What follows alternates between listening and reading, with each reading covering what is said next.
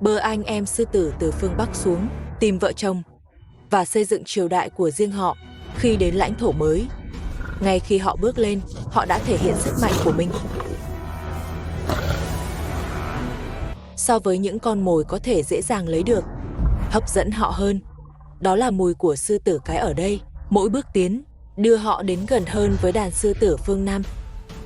Đàn sư tử chủ yếu là trẻ, họ tiến về phía trước dưới sự khiển trách của nữ hoàng, cố gắng tạo khoảng cách với kẻ theo đuổi tàn nhẫn phía sau. Nếu bị họ đuổi kịp, hậu quả sẽ không thể tưởng tượng được. Khi sư tử đực có khả năng sinh sản, sẽ tìm kiếm cơ hội giao phối với sư tử cái, nhưng nếu có đàn con để nuôi, sư tử cái sẽ không bước vào thời kỳ động dục.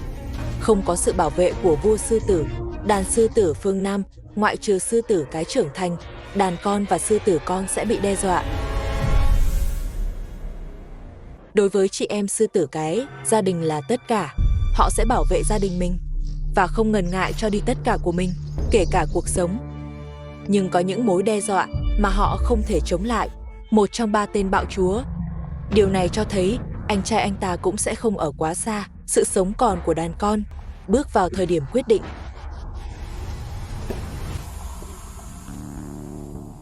Đối với mối đe dọa lớn tiềm tàng này, sư tử cái tự nhiên rõ ràng, một khi đối phương tức giận, trong nháy mắt có thể đem những con sư tử non này rất dễ bị giết. Một trong số đó, sư tử con rõ ràng không nhận thức được nguy hiểm, còn tò mò tiến lên nhìn chằm chằm vào mặt anh ta, nhưng sư tử cái lại chậm chạp không có phản ứng. Hắn đang chờ đợi điều gì? Nhìn đàn con suýt chút nữa bị tai nạn, sư tử cái không thể ngồi yên được nữa. Họ bắt đầu đi về phía sư tử, tránh xa đàn con. Về kích thước cơ thể, mặc dù sư tử cái đang ở thế yếu, nhưng vì đàn con, họ không sợ hãi.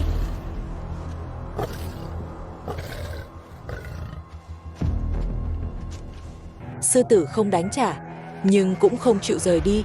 Nữ hoàng đang tìm kiếm, trước mắt hắn sẽ không bỏ cuộc. Sợ hãi và bối rối, tất cả áp lực đổ lên nữ hoàng. Bây giờ cũng chỉ có một cách có thể loại bỏ mối đe dọa của sư tử đực đối với họ. Nhìn đàn con đối mặt với cái chết bất cứ lúc nào, nữ hoàng đổ lỗi cho một lựa chọn khó khăn. Đó là cách duy nhất để cứu họ. Hắn và một người em gái lựa chọn hy sinh bản thân, bắt đầu hướng tới những người ngưỡng mộ mới nguy hiểm. Điều này cho thấy từ đó, họ và đàn sư tử của họ sẽ không bao giờ gặp lại nhau nữa. Và một em gái sẽ đưa những con non này đưa đến nơi an toàn. Đây cũng sẽ là lời tạm biệt cuối cùng của họ. Đổ lỗi vào em gái của mình để cứu gia đình và đàn con, phải từ bỏ chúng. Họ sẽ rời khỏi cuộc sống của nhau mãi mãi. Mờ ai im ắng thay, giờ họ đã an toàn. Chỉ là một gia đình bị chia làm hai. Sự sống sót của họ sau này sẽ khó khăn hơn. Đổ lỗi đưa sư tử đi về phía bắc, đến một nơi nước sông rất sâu, vùng đất của cơ hội. Đây là nơi lý tưởng để xây dựng một triều đại mới. Bây giờ hai bên chỉ còn một thời điểm thích hợp. Lĩnh vực mới này có mọi thứ họ muốn. Và trách cứ cũng cần nhanh chóng thiết lập quyền lực của mình. Bắt được con mồi là bước đầu tiên.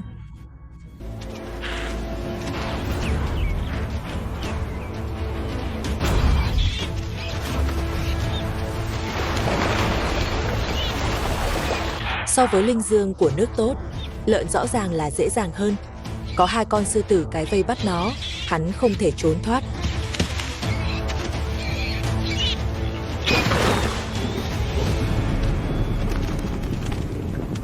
Nhờ sự nỗ lực chung của 2 chị em, Jules nhanh chóng bị bắt. Nhưng có một số thứ họ không cần. Chó săn đi theo mùi hương, và ngày càng nhiều nhanh chóng tụ tập ở đây. Số lượng sư tử cái không chiếm ưu thế, rõ ràng là không có khả năng chống lại nó, chỉ có thể để con mồi bị cướp. Bây giờ cuối cùng cũng đến lúc sư tử đã đến lúc chứng minh khả năng của mình. Cho nữ hoàng của mình cung cấp một nơi an toàn để nuôi gia đình, làm cho sư tử được xứng đáng với sự bảo vệ cơ bản của chúng. Đây là thời điểm mà sự trách móc đã chờ đợi. chỉ có sư tử mạnh nhất để trở thành cha của đàn con của chúng. Và vị vua tương lai, sự xuất hiện của chó săn, một bài kiểm tra quan trọng cho sư tử đực, có thể giành được sự công nhận của nữ hoàng không?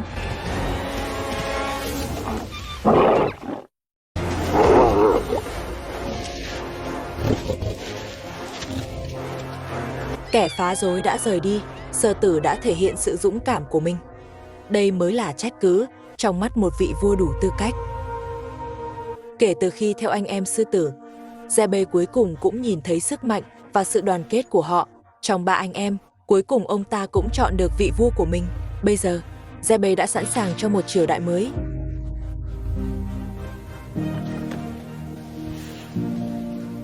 Sư tử, anh em đã chứng minh giá trị của mình bằng hành động thực tế. Thu hoạch tình yêu theo đuổi lâu dài. Đổ lỗi cũng có cơ hội có đàn con một lần nữa. Khi gia đình sắp chào đón thành viên mới, thử thách sinh tồn mới lại bắt đầu.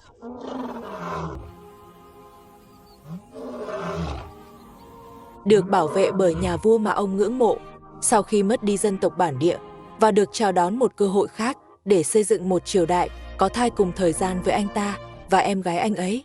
Chỉ bây giờ thôi, gánh nặng trên người họ lại càng nặng hơn. Để nuôi sống thế hệ sau, họ phải đi săn thường xuyên hơn, nhưng họ bị ảnh hưởng bởi tương lai. Hành động không thể nhanh nhẹn như trước. Bây giờ, chúng không còn có thể đuổi theo con mồi trong nhà, mà là chờ đồ ăn càng nhiều càng tốt, tự đưa đến trước mặt.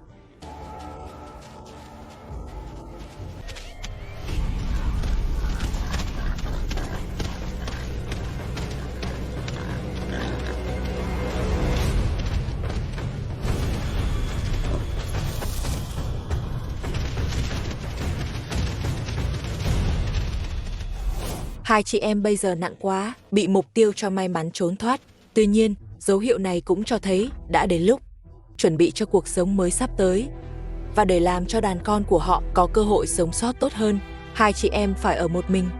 Mặc dù mối quan hệ giữa họ không bao giờ bị phá vỡ, nhưng lúc này mỗi con sư tử cái, một hành trình phải hoàn thành một mình. Vì họ, sự an toàn của trẻ, một chị em trung thành này phải chia tay nhau. Một mình đối mặt với thế giới tàn khốc này. Lần đầu tiên trong nhiều năm, Việt Nam đi một mình, tìm nơi sinh con. Trên đường đi hắn kéo thân hình mệt mỏi, mệt và đói. Hắn rất muốn nghỉ ngơi, nhưng vận mệnh mới đang vẫy gọi hắn không thể dừng lại.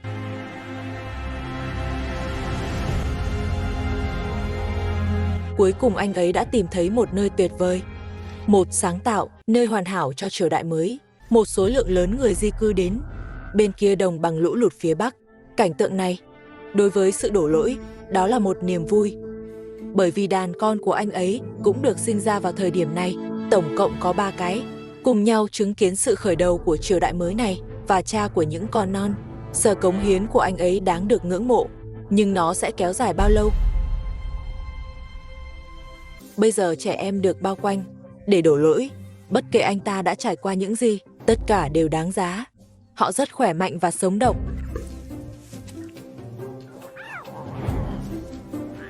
Bây giờ bệnh dịch đã được 6 tuần tuổi, cơ sự kiên nhẫn từ kinh nghiệm. Nhưng cha của chúng không khoan dung như vậy. Lần đầu tiên làm nhân vật này, hắn thật khó điều khiển.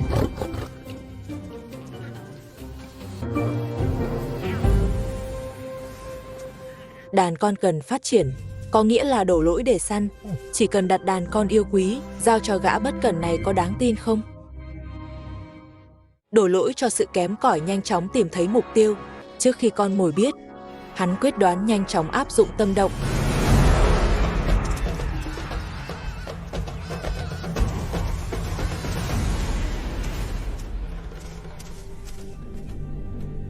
Đáng tiếc là chiến dịch đã thất bại. Mặc dù đồng cỏ rộng lớn không thiếu con mồi, nhưng đi săn một mình thì tỷ lệ thắng của hắn rất thấp và trở về tổ của những con non. Thức ăn trở thành điều hắn ít lo lắng nhất, bởi vì người cha chăm sóc đàn con lúc này đã không biết đi đâu rồi. Tệ hơn nữa là, xuất hiện trước mặt hắn, hóa ra là một con đực khổng lồ khác. Giờ ao hắn lại ở đây.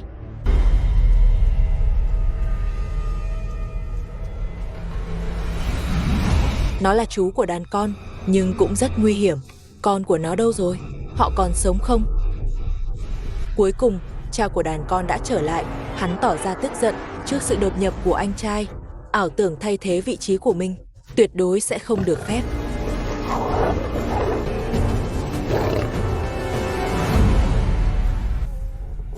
Đe dọa bị đuổi đi.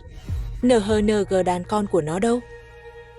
Ngay sau đó, 3 đứa nhỏ từ trong bụi cỏ dần dần đi ra.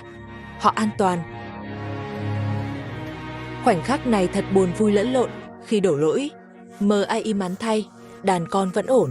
Nhưng làm sao cha của họ có thể tự ý rời đi, đặt họ vào nguy cơ không được bảo vệ. Đổ lỗi sẽ không bao giờ để điều này xảy ra nữa. Đến lúc ra khỏi đây rồi, để lại vị vua bất cẩn của mình, đi tìm người thân duy nhất mà hắn có thể dựa vào, đó là em gái hắn.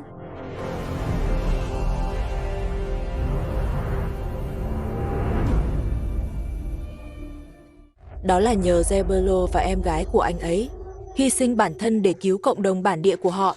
Vì sự an toàn của đàn con mà chúng mang theo, họ lại hy sinh sự đoàn kết. Đổ lỗi vì đã cố tình làm mọi thứ vì gia đình, nhưng vì người phối ngẫu không đáng tin cậy. Bây giờ anh ấy đang gặp khó khăn. Để giữ cho đàn con của nó sống sót, hắn phải tìm em gái hắn. Mặc dù đối với đàn con, cuộc hành trình này đầy nguy hiểm. Mối đe dọa lớn ở khắp mọi nơi. Cần tìm em gái càng sớm càng tốt. Và mặc dù anh ấy cứ gầm gừ, nhưng vẫn không thấy bất kỳ phản hồi nào. Đây là một câu hỏi khủng khiếp. Em gái anh ấy còn không? Đôi mắt Jack cứ đầy sợ hãi. Nhưng hắn không bỏ cuộc, tiếp tục đi. Họ đến rìa đầm lầy đầy cá sấu. Mùi quen thuộc thu hút sự đổ lỗi đến đây. Nhưng con đường này rất khó để bị dụ dỗ. Họ đã chiến đấu với sự mệt mỏi trên đường đi, cố gắng đấu tranh với bắp chân để theo kịp bước chân của mẹ.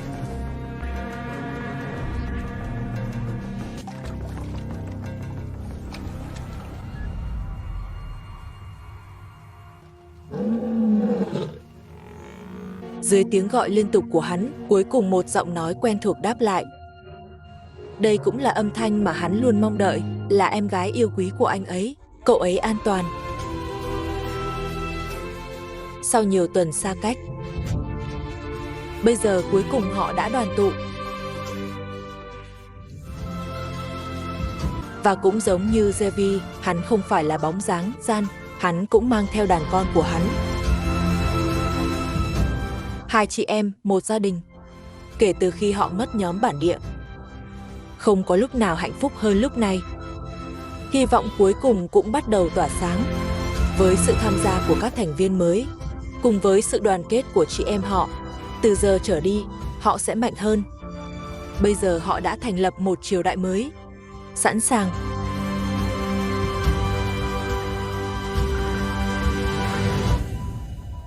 Sau khi thành lập 3 anh em sư tử, họ đang ở vùng đồng bằng phía Bắc, nơi cơ hội và nguy hiểm cùng tồn tại, đi theo dòng chảy, nơi bị ngập lụt khó giữ im lặng. Zebe và em gái anh ấy không thể bất cẩn. Ngoài việc giữ 5 chú hổ con, tránh xa nguy hiểm, họ còn phải đi săn nữa. Một con lợn râu với răng nanh chết người đang tiến vào phạm vi tấn công của hai chị em.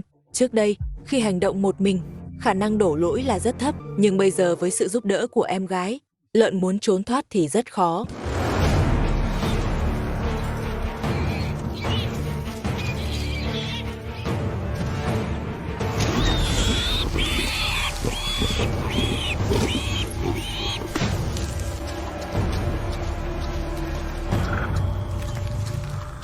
Thành công để đổ lỗi. Điều này cũng chứng minh cậu ấy và em gái ở bên nhau mới là lựa chọn đúng đắn. Ngay cả những triều đại mạnh nhất cũng bắt đầu từ bước đầu tiên. Đàn con không thể chờ đợi để lấp đầy bụng của họ. Nằm ở bữa ăn này rất đặc biệt. Đây là lần đầu tiên họ nếm thử mùi vị của thịt, không thể ngon hơn.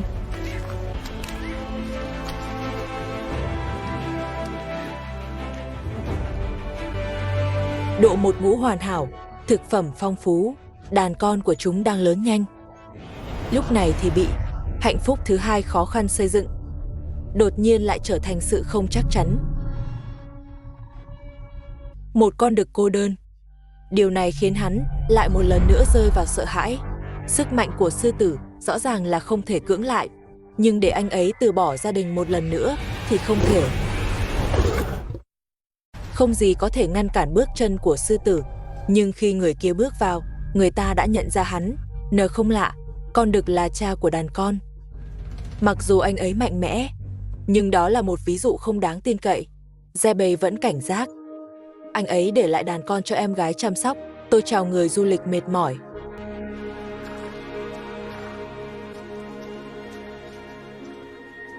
Vị vua tái hợp với sự trách móc đã thay đổi rất nhiều.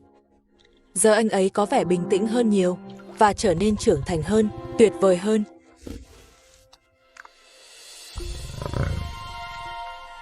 Với hiệu quả của con đực, vương triều mới của họ từ nay sẽ hoàn hảo và mạnh mẽ hơn. Một gia đình tan vỡ, dần dần trở thành một triều đại hùng mạnh. Bây giờ anh ta cai trị vùng đất anh hùng của mình. Đàn con của nó có thể chơi ở đây. Đổ lỗi. Bây giờ không còn gì nữa. Nó sẽ ngăn chúng cai trị vùng đất này.